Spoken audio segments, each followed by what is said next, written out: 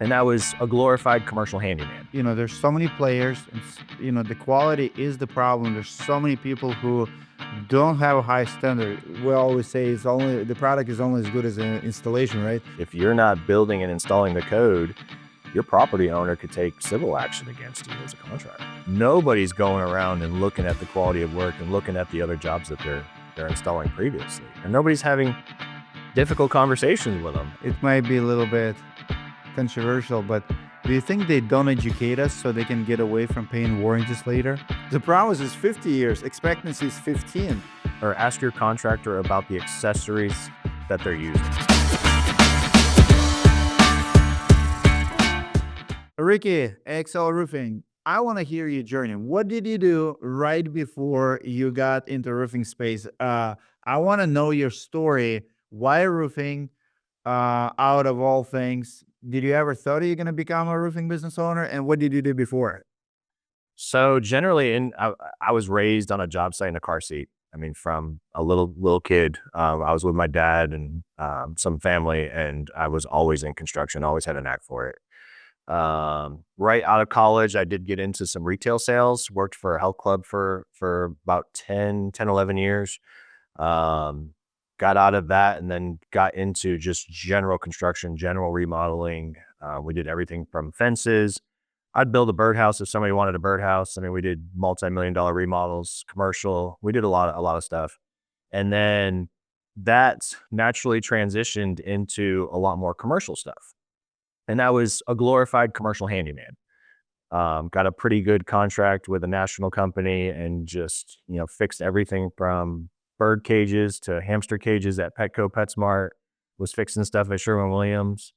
And then when 2020 or when COVID hit, all the commercial businesses, they canceled all the existing POs and basically they stopped pumping money into their businesses.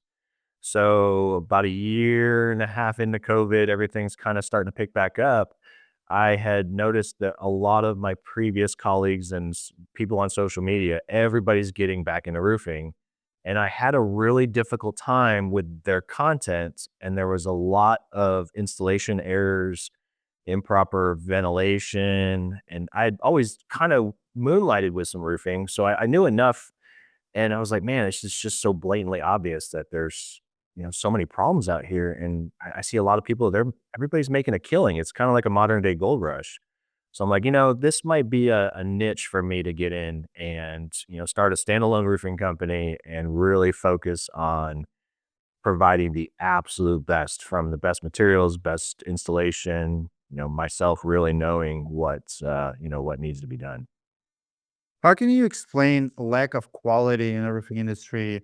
Because I agree with you. There's so many players, and the quality is the problem. There's so many people who don't have a high standard. Is it a manufacturer problem, or we're not educating contractors how to install their jobs, their product, or is it a regulation because we don't have schools like overseas? I'll give you one example with where I come from in Russia. Let me get this cat out. In Russia, they start building framed houses like they build in the United States, and it kind of failed because nobody was following procedures. Nobody's like, and I've seen it even in Canada. I traveled to Canada one day. I've seen roofs collapse and houses because technology is great. The concept is great, but if you hire amateurs, if people don't know what they're doing, it's we always say it's only the product is only as good as an installation, right? But why in a roofing business? We get paid high. We get paid good dollars. Why such a low quality? I think it's a mixture of everything you said. I think we need to look at the manufacturers. When I started Axle Roofing and got back into the industry, an associate of mine having a conversation with him, I'll never forget. I asked him, I reached out and I said, "Hey, I noticed in order to move up with certainty and become a select shingle master, they wanted you have to take read a book and take a test about financials, basically." And when I reached out to him, I said, "Hey, I want to make sure this is the right book." He said, "What are you talking about?" I was like, "Hey, man, if I want to become select, I got to read this book and take this test." He goes, "Dude, reach out to your rep and they'll do it for you." And that just kind of it woke me up and it made me realize that these guys aren't doing this. They're just getting signed off by all the manufacturers. And in the past 2 years, I've heard very, very similar stories over and over and over again from, I don't mean to call anybody out, but Certainty was doing it, GAF's doing it, and these guys aren't actually taking the test. And then to go further, the lack of regulation, the lack of understanding. I mean, we're down here in Texas, and there's a huge misconception that because we don't have very broad enforcement of the building codes don't apply. But people don't realize that your property owner is actually your number one enforcement for the building codes. If you're not building and installing the code, your property owner could take civil action against you as a contractor. Do they? Very rarely. It becomes tough. I don't want to get into all the legal stuff, but it kind of gets a little boring. But it's, a lot of the attorneys, they want huge, massive retainers. There's some caveats to Texas law where, you might have a $5,000 residential building defect.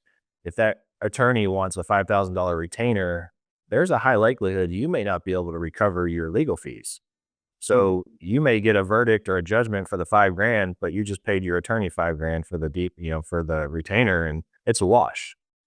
There's a lot of different things out there that makes it difficult.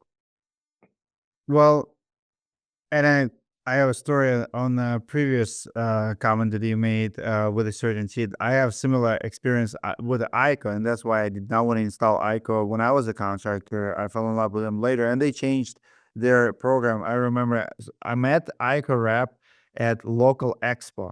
He's like, Dimitri, what's the name of the company? Do you want to install ICO? The whole spiel. And he's like, we can order you some yard signs. So I signed up for ICO. And in order to be qualified, pretty much I sign up and they send me like 5 yard signs saying preferred contractor. But I did not do anything to become. I never installed it, never went through any training, and now I'm preferred. It was crazy. Hold on, I'll kick my cats out. All right, no worries. Okay, let's go, guys. You are not beginning right now. Destruction. I'm on my queen. Let's go. Usually they're pretty cool just sleeping next to me, but right now they're sniffing around. That's They've been making cameos in a lot of your videos lately. Yeah. And listen, my bigger question here is manufacturers endorsing quality of their jobs, because manufacturers essentially not only responsible, in my opinion, to educate their contractors how to do. Actually, yesterday someone asked me if I can recommend installation class or installation course training. And I was thinking very hard. I don't know of any. I know sales trainings like, JF, home scoring, all of them. So they do tons of training for business owners. They wine and dine business owners, anything to buy from them. But would you say there's a big gap in training actual installers, in events for installers? Oh, absolutely. I mean, that's the other part to it is the qualifications that all these roofing company owners have when they're trying to hire the crews is you may be having a hard time finding a crew. You're going to reach out to somebody in the industry that you know of, an associate, a colleague, and say, hey, I need a crew for a job, an 80 square job next week. And they give you a phone number, and the qualifiers are, do you have a trailer? Do you have crew, manpower, ladders and compressors and nail guns, and you're qualified, I'll hire you to install that job. Nobody's going around and looking at the quality of work and looking at the other jobs that they're installing previously, or nobody's having difficult conversations with them and actually quizzing them and asking the crew leads, I want to make sure that all my jobs are being installed properly, and those conversations are not being had. Do you think it's because, you know, it might be a little bit controversial, but do you think they don't educate us so they can get away from paying warranties later? I've never thought of that, but I mean, it's definitely a possibility. Because think about their warranties and how they issue them. Because in most cases, in with most businesses, there's a quality control. So if I'm giving you a certificate that this is good, right? There's a quality control. I'm liable for it. Like, when we make cars, there's quality control almost in anything, right? Like when we restock, you go to Home Depot, there's lumber. If there's quality control, if it's bad, like it doesn't get sold. But here, They charge money, most of them do, to register warranties with them, but they're not inspecting their jobs when they do. And then if you file a claim 2 years later and they find what? Installation errors? What did it? They deny. Well, but you issued a warranty. But the warranty is only as good as installation, but nobody's seen installation. Right. Well, if you take a look at the nailing patterns in high nailing, I mean, high nailing is a huge failure problem with laminated shingles. And, you get a mild wind that comes through, and now you got all these insurance experts that are now making an argument that, sure, the installation may have been a secondary cause of failure, but at the end of the day, the cause of failure was still the wind. So therefore, they're pushing insurance to still pay for that roof replacement. Little conspiracy theory for you. Why do you think insurance companies never sue asphalt shingle manufacturers? Because exactly what you said, every shingle that they make for the past, I don't know, 10, 20, 30 years have wind warranty, and usually it's 130 miles an hour, right? I never could understand why insurance companies are not pushing back. I'm not talking about hurricanes. I mean, because even hurricane, like what's like Hurricane 5 is like 150 for like, those. But the first one and just windy day, like here in Minnesota, we have windy days, like 30, 40 mile an hour winds. And what do we have? We have shingles on the ground, right? What do we have next? We have insurance claims filed. Yep. Why those claims never go back to manufacturers if it's 1-year-old roof with the shingles on the ground with a warranty of 130 miles that every manufacturer, so proud of, and it's in every single commercial, in every single booth, and on every single package. You buy this product, it's 130 miles per hour wind warranty. And 2 years later, the shingles on the ground. Why they're not filing against manufacturers, you think? Well, they probably wouldn't be successful because if it's installed improperly, you can't the wind warranty goes out the door. What if it's installed properly in on the ground? Ugh, that's a challenging one. Yeah, I'm not sure. I don't know You why they wouldn't be. I mean, it you would think that they would wanna subrogate it for sure. because insurance companies right now is struggling with all the claims, the over the past 20 years, storm restoration industry grew so much. So we're not roofers anymore. We're storm chasers, right? Like Yeah. file a claim, right?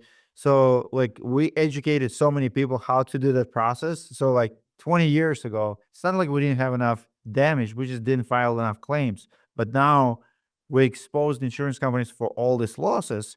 But I would argue that so many of them are not losses of the like real losses. There's just window events. But the point I'm trying to make is our product should sustain that. We should not be replacing roof. Do you agree that we should not replace roofs as often as we do? Oh, absolutely. I mean, I think it falls under the American sense of, it's planned obsolescence, and, manufacturers all across the board are creating stuff, and we're just dropping the life expectancy repeatedly, I mean, look at GAF elk, the original elk shingle, there's still some floating around, and there's still, 25, 30-year-old roofs out there. They're still in great shape even down here in Houston, but we're putting new roofs on that are getting deteriorated faster in a shorter time frame because of the new manufacturing processes. Is it because they're trying to make something that, well, but on paper it went from 30 years to 50 years. You're right. It did. Yep. We know So how that works.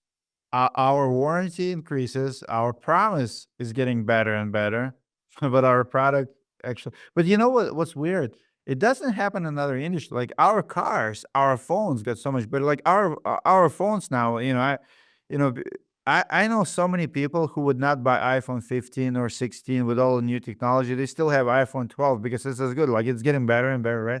Yeah. But think about this, our cars, it used to be like, 100,000 miles used to be a big, it's opposite. So we used to have like 30,000 mile warranty or $60,000 warranty. Now it's 100,000 warranty. But well, no, 100,000 mile warranty on a car, probably that car, that Toyota, that Dodge truck, probably going to get you 200,000. So it's Yeah. opposite. So the promise is less than expectancy. But in roofing, the promise is 50 years, expectancy is 15. Like, Yeah, I mean, I can make some arguments with that, I mean, I'm a big diesel guy, so anytime you speak cars, I'm immediately thinking diesels. I mean, diesels are the complete opposite. They've gone from older diesels with 500,000 miles, easy, some of them getting to 1,000,000 miles, and now the new modern diesels, they're saying 150 to 200,000 miles is about the end of the life expectancy of those engines. I'm gonna push back. I have a I bought a Dodge Ram with the 270,000 and I saw that it was like 350. Like you still see tons of diesel. I mean, I guess it depends on the engine. There's a good and bad engines, 100%. There's good and bad cars. But overall, yeah, Toyotas, Hondas, I mean, that we do get more like and by the way, on speaking on diesel, even on diesel truck, if you do buy a car like truck and it's probably even that diesel probably gonna get 100,000 mile warranty, and if you have a bad engine, they're probably gonna replace it, right? Like, you're not gonna have big issues unless Yeah, sure. you're guessing. Right. Did it ever happen to you? Did you ever put, wrong fuel?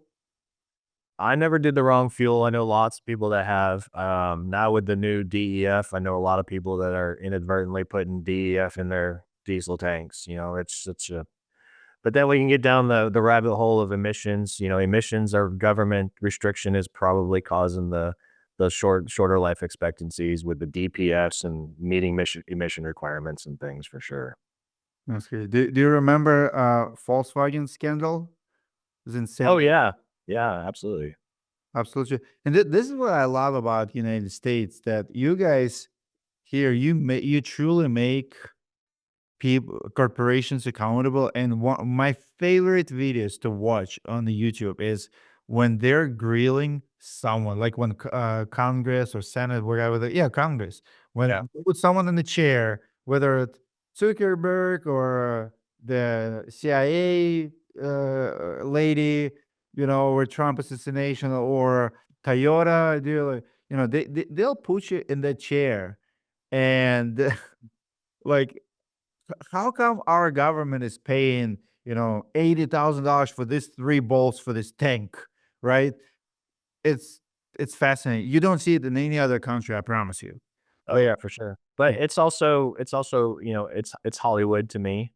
I think all that arguing back and forth on Capitol Hill and, in those Senate and hearing rooms. I mean, it's Hollywood. People resign, and it does make the difference. It does make a difference. Holidays, Yeah. like, but I agree, like, a lot of it, like, there's a lot of good, when TikTok guy went, and was answered, it was so awakening because they were trying to grill him, and he was so sharp, like, you never know who's gonna win because these people are sharp. I mean, this guy, like, my favorite as of recent is, did you see the AOC and the Border Tsar?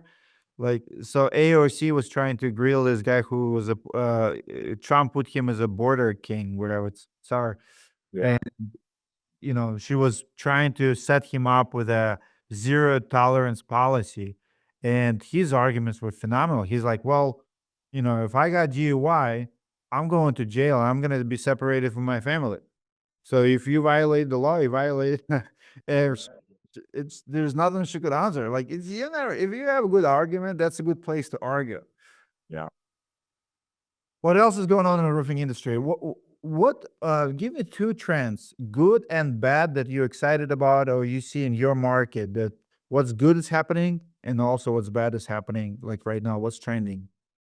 Um, I think the positive, I think some of the ventilation manufacturers are making a really good push with a lot of the contractors and really making a lot of sense.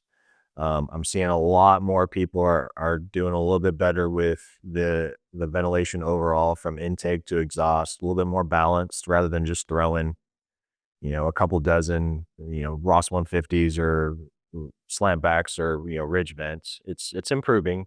Um, but on the flip side of that, I think that it's probably a double-edged sword because they are pushing so much. I think that's also causing a negative trend because at the same time we're seeing good quality ventilation, I think we're seeing a lot of bad ventilation where everybody is just thinking that more is going to be better.